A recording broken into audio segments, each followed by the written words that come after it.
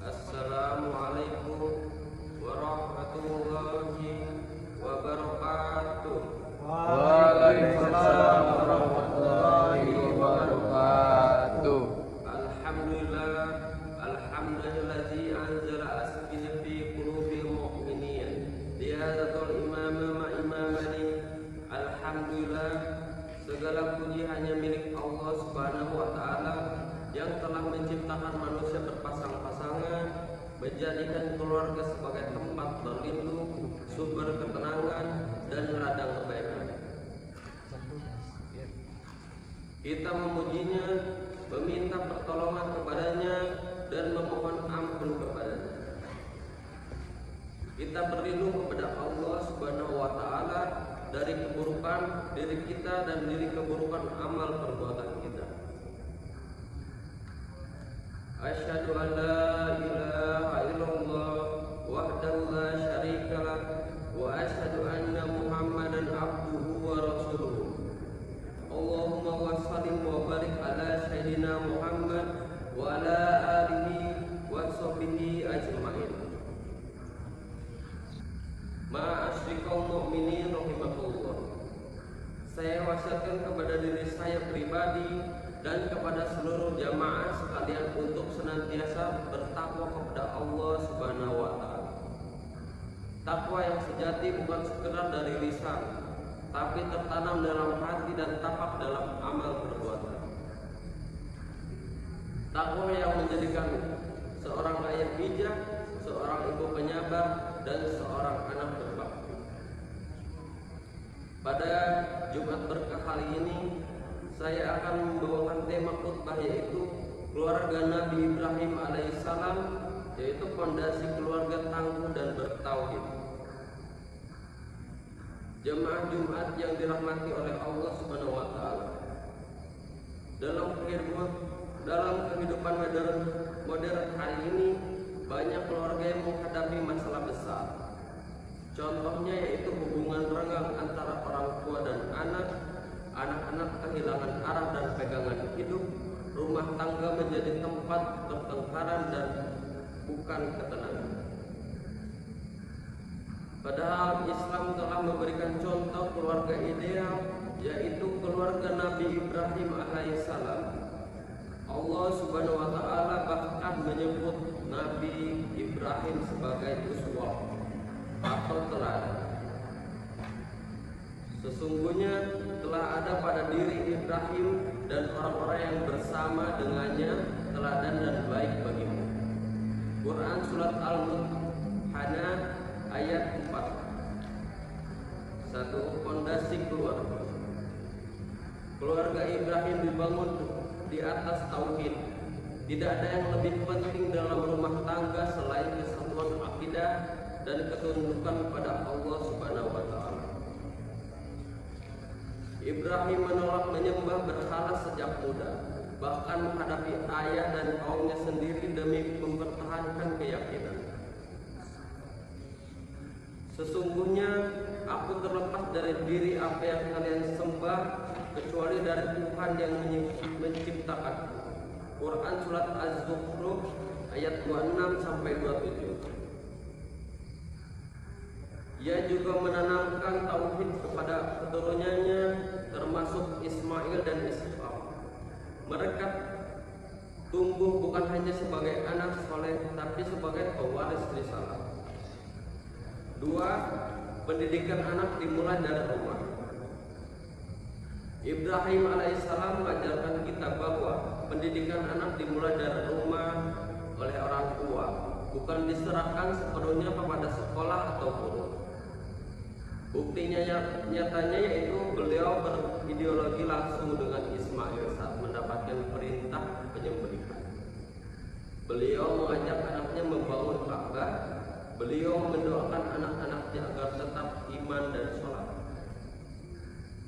Ya Tuhanku, jadikanlah aku dan anak cucuku orang-orang yang tepat pendidikan sholat. Quran surat Ibrahim ayat 40. Ia menunjukkan bahwa doa orang tua adalah senjata paling kuat dalam pendidikan anak. 3. ketaatan anak cermin pendidikan yang sukses. Ketiga, Ibrahim berkata kepada Ismail bahwa ia diperintahkan menyembelih. Ismail tidak memberontak. Ia menjawab dengan penuh keimanan, "Wahai ayahku, kerjakanlah apa yang diperintahnya. Insya Allah engkau akan mendapatkan termasuk orang-orang yang sabar." Quran surat Asy-Syaff ayat 102. Itulah hasil dari pendidikan spiritual, keteladanan, dan komunikasi terbuka antara orang tua dan anak. 4. Peran ibu. Hajar, simbol keteguhan dan tawakal. Siti Hajar adalah ibu luar biasa. Ketika Ibrahim harus meninggalkan dirinya dan bayinya di padang tandus Mekah, ia bertanya, "Apakah ini perintah dari Allah?" Ketika dijawab iya, ia pun yakin kalau begitu Allah tidak akan melentarakannya. Ia berlari 7 kali antara Syaf dan Marwah dalam ikhtiar, dan Allah mengabadikan perjuangannya dalam ibadah syahid. Pelajaran besarnya yaitu keteguhan ibu dalam menghidupkan generasi. Ikhtiar dan tawakal harus seimbang. 5. Tujuan keluarga Ibrahim: membangun generasi Ramadan. Nabi Ibrahim tidak hanya memikirkan dirinya dan anaknya, tapi juga umat dan generasi yang akan datang. Ia berdoa agar Mekah menjadi kota aman dan penduduknya beriman. "Ya Tuhanku, jadikanlah negeri ini aman sentosa dan jauhkan antara serta anak cucuku dari penyembah berhala." Quran surat Ibrahim ayat 35. Ibrahim berpikir jauh ke depan, bukan hanya rumah tangga saat ini, tapi juga masa depan keturunannya. Hari ini banyak orang tua sibuk menyiapkan warisan harta, tapi lupa menyiapkan warisan iman dan nilai. Jamaah yang dimuliakan Allah, mari kita jadikan keluarga Nabi Ibrahim sebagai cerminan. Apa keluarga kita sudah dibangun di atas tauhid dan salat? Apakah anak-anak kita melihat teladan atau hanya mendengar nasihat? Apakah kita telah mempersiapkan masa depan mereka, bukan hanya sekedar materi, tapi secara iman? Semoga Allah menjadikan kita keluarga-keluarga yang kokoh dan iman dan tanggung terhadap zaman. Alhamdulillah hamdan katsiran thayyiban mubarak fi kuma thayyiban rabbuna wa yarham. Wa asyhadu sayyidina Muhammad wa ala alihi wa ashabihi ajmain. Ma'asyiral mukminin rahimakumullah. Mari terus kita jaga takwa kepada Allah Subhanahu wa taala dan kita amalkan takwa itu dalam rumah kita, dalam mendidik anak, berinteraksi dengan pasangan, menjalani hubungan rumah tangga.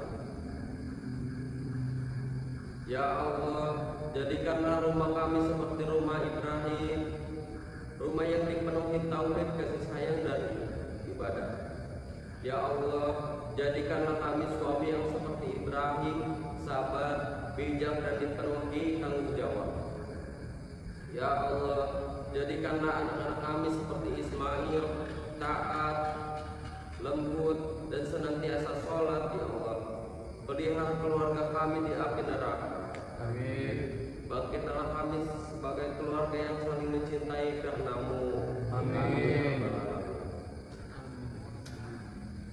Allahumma firli muslimin wal muslimat wal mu'minin wal mu'minat al-ahya'i wal amwat. Amin. Mu'minin Allahumma kaliman muslimin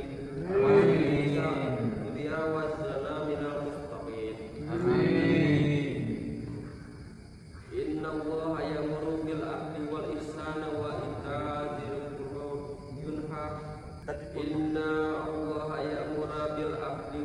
ihsani wa ita'i dzil qur'an wa yunha anil qus'in wal muqtadi wa